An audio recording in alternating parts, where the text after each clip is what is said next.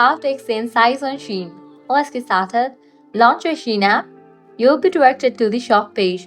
Now at the bottom you're gonna find the fin option. Navigate to the option of Me given at the bottom right corner. Once you're in this page here, you're gonna find the fin section. Head over to the section of My Orders. Click on the option View All. With that, you'll be directed to this page where you're gonna find all of your orders.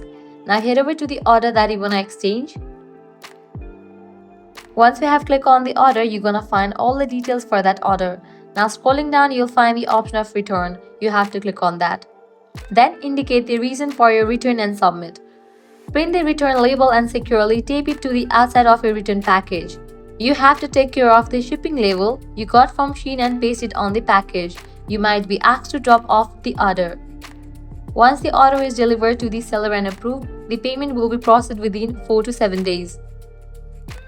Once you have returned the item, now all you have to do is order the product again in the correct size to exchange. Browse the products, add it to your cart and place your order. That's all for this video. This is how you can exchange size on SHEIN. If this tutorial was helpful, do not forget to like, share and subscribe to our channel. Thanks for watching.